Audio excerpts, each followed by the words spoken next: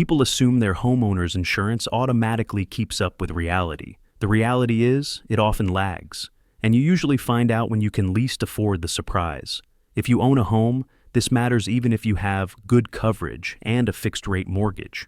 Because the gap is not about your interest rate, it's about rebuild cost, policy limits, and timing. By the end, you'll be able to look at 3 parts of your policy and answer one testable question. If my house were badly damaged this year, do I have enough coverage to rebuild it at today's prices? And how fast would the money actually show up? This is educational, not financial advice. Let's use one realistic example and keep coming back to it. Meet Maya and Chris. They own a 2,000 square foot home. Their policy shows a dwelling limit of $600,000. They feel protected because the home could sell for more than that. Here's the first thing most people miss. Insurance is trying to cover the cost to rebuild your house, not the price someone would pay to buy it. And rebuild cost is a different world. It's labor, materials, debris removal, permits, and the reality that after a major event, contractors get booked and prices jump. A simple way to think about it is cost per square foot. If rebuild cost in your area is around $450 per square foot, a 2,000 square foot home is around $900,000 to rebuild.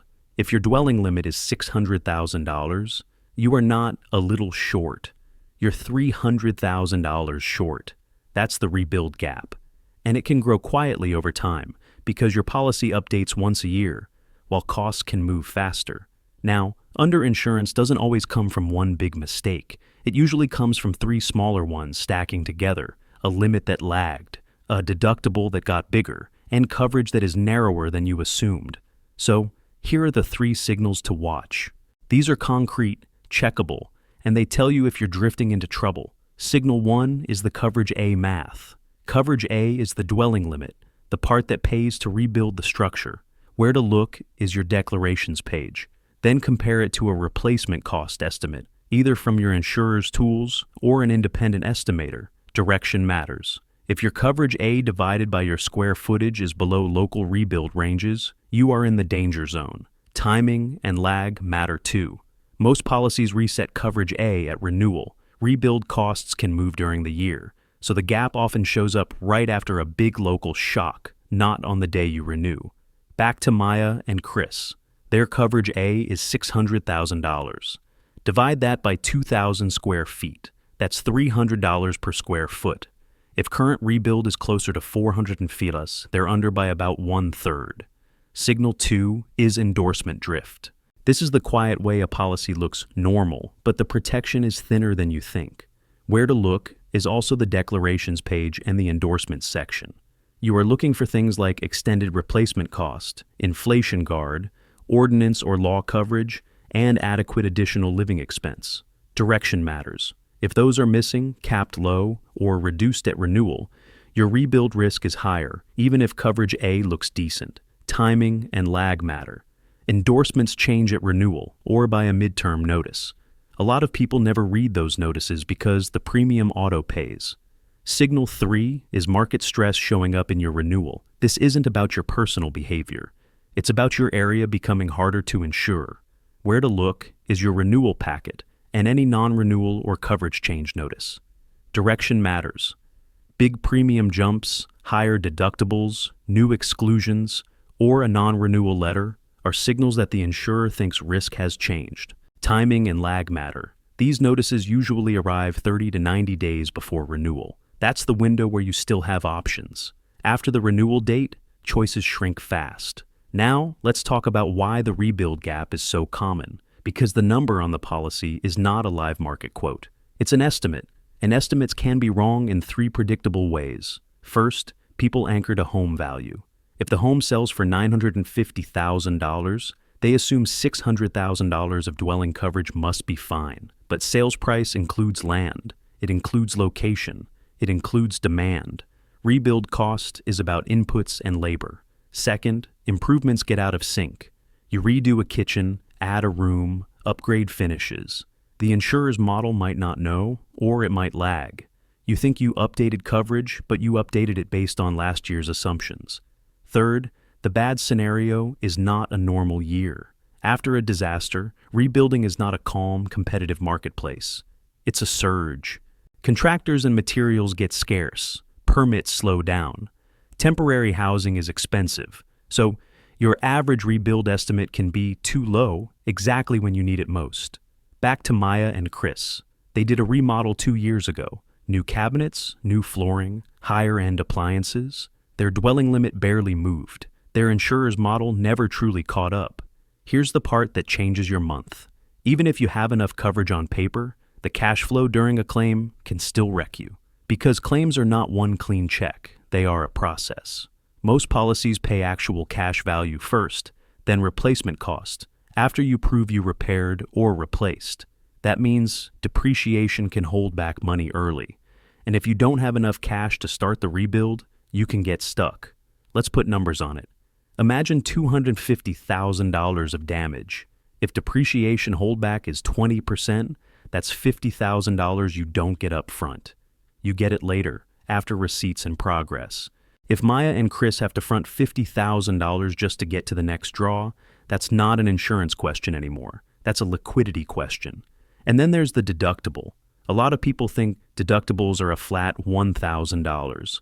But in high-risk areas, deductibles can be a percentage of the dwelling limit for wind, hail, or fire-related perils.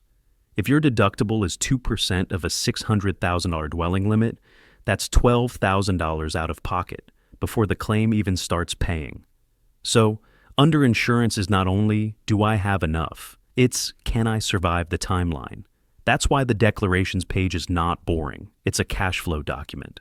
So, let's turn this into a practical playbook you can run in under 20 minutes, and then a 2-minute checklist you can use every renewal. Start with the declarations page and treat it like a dashboard.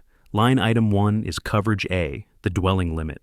You already know the test. Coverage A divided by your square footage gives you a rough dollars per square foot number.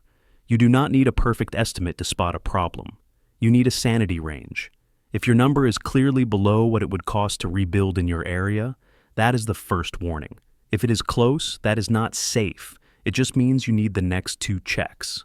Back to Maya and Chris. They're at $300 per square foot.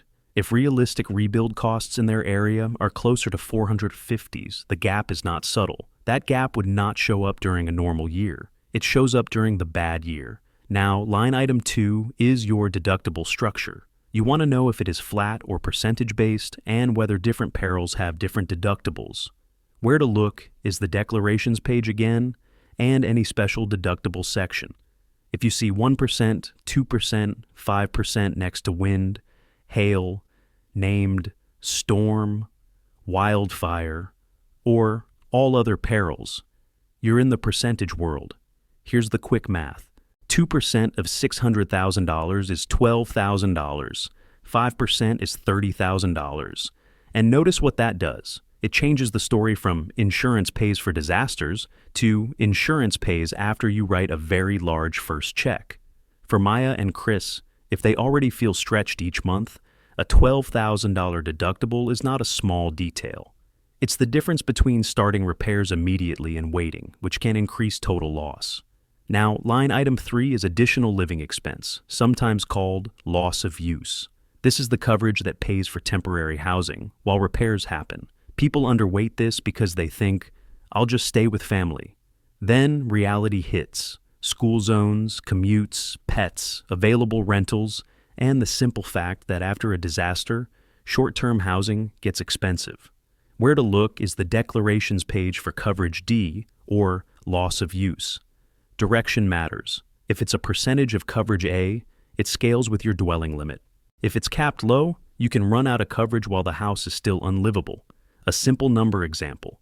If temporary housing costs $4,500 a month and repairs take 10 months, that's $45,000. And that's before deposits, storage, and added commuting costs. If Maya and Chris have a low cap and a long repair timeline, they could be forced to choose between paying out of pocket or rushing decisions on repairs. That's a money stress problem disguised as a paperwork problem. Now, the endorsements that decide whether your limit behaves like a limit or like a starting point. There are 4 that change outcomes the most. 1 is inflation guard or similar language that updates limits. 2 is extended replacement cost, which can add a buffer above coverage A if rebuild costs spike. 3 is ordinance or law coverage, which helps when building codes require upgrades during a rebuild. 4 is debris removal and related line items that can quietly eat into your limit. Where to look is the endorsements list and the policy forms. You don't need to read every page. You need to locate whether these exist and whether they're meaningful. Here's the non-obvious implication. Even if your coverage A is close, missing ordinance or law coverage can create a surprise gap because code upgrades are not optional. They're required to get permits and pass inspections. Back to Maya and Chris. Their home is older. If they have to update electrical panels, insulation, or other code items during a rebuild, that cost can be real. If they don't have ordinance or law coverage, that cost often lands on them. Now let's talk about why people feel blindsided even when they have insurance. Because they don't realize the claim is a series of negotiations and proof steps. One of the biggest timing traps is depreciation holdback. If the insurer pays actual cash value first, you get less upfront. Then you recover the held back amount after work is completed and documented. If you can cash flow the early phase, the system works better. If you can't, you can get stuck waiting, which delays repairs, which can increase total costs. This is where decision rules matter, because different people have different constraints. If your main constraint is cash flow, the question isn't only, is my limit high enough? It's, can I handle the deductible and the early timeline? If your main constraint is rebuild risk, the question is, do I have a realistic replacement cost estimate and a buffer for spikes? If your main constraint is monthly premium, the question is, what am I trading away, and what is the maximum loss I can absorb? Those are options and trade-offs, not instructions. Here's a simple two-path compare you can use without getting lost in jargon. Path A is coverage first. You prioritize having a dwelling limit and endorsements that track rebuild reality, plus living expense that can carry a long timeline. The trade-off is usually a higher premium. Path B is premium first. You prioritize a lower monthly cost, often with a higher deductible or fewer endorsements. The trade-off is that you are self-insuring the early part of a claim and some of the rebuild gap. Neither path is right in general, but you want to choose consciously instead of drifting into path B by default. Now, what should Maya and Chris do with this information in a practical way? First, they can run a quick rebuild estimate check. Many insurers can generate a replacement cost estimate. You can also use an independent estimator as a second opinion. If that estimate says their rebuild is closer to $900,000 than $600,000, they have a clear mismatch, not a debate, a mismatch. Second, they can review whether they have extended replacement cost. If they do, they need to know how it works. Is it 20% extra, 25% extra, or something else? Does it apply automatically or only under certain conditions? Third, they can verify whether their deductible is flat or percentage-based for the perils that matter in their region. Because a big deductible can turn a covered event into a financial crisis anyway. Fourth, they can check whether their additional living expense coverage would realistically cover their life for months, not weeks. And here's the key mental shift. This is not a once-and-done thing. It's a renewal cycle risk. So here's the calendar to watch. About 60 to 90 days before renewal is when you want to read the renewal packet, not just pay it. That is when changes show up. Premium increases, deductible changes, new exclusions, reduced endorsements. If you wait until after renewal, you lose time and leverage because you're now in the next policy period. Back to Maya and Chris one last time. They see a renewal with a premium jump and a higher deductible. If they ignore it, they might be paying more for less. If they review it, they at least understand what changed and can compare options. Now, let's make this even more concrete with the one-screen moment. For most people, it's the declarations page. Your declarations page should tell you, on one page, coverage A dwelling limit, deductible type and amount loss of use or additional living expense, key endorsements or exclusions, policy period dates. If you can't find the declarations page easily, that's your first action item. Locate it and save it in a folder you can access quickly. Now, the 2-minute checklist. This is the fast version you can run every year, and also anytime you renovate, add square footage, or see a local construction cost jump. Checklist item 1. Coverage A per square foot. Take your dwelling limit and divide by your square footage. If it looks meaningfully below local rebuild reality, flag it. Checklist item 2. Deductible structure. Confirm whether you have any percentage deductibles and what they apply to. If the deductible is a percent, calculate the dollar amount once and write it down. Checklist item 3. Loss of use. Find the coverage limit and ask one practical question. If my home is unlivable for 6 to 12 months, does this coverage plausibly carry rent, storage, and normal life without forcing debt? Checklist item 4. Endorsements that change outcomes. Look for extended replacement cost, inflation guard, and ordinance or law coverage. If they're missing, that is a meaningful risk difference, not a technicality. Checklist item 5. Claim timeline readiness. Assume you might not receive full replacement cost funds up front. Make sure you understand whether your policy pays actual cash value first and what documentation is needed to unlock the rest. Checklist item 6. Renewal changes. Actually read the renewal packet for changes in deductibles, exclusions, or endorsements. Do not assume same company means same coverage. If you only do one thing after this video, do this. Pull your declarations page and run the coverage A per square foot sanity check, plus the deductible math. That alone will tell you whether your risk is probably fine or quietly dangerous. And if you want to go one level deeper, check the 3 signals again: coverage A math, endorsement drift, renewal stress signals.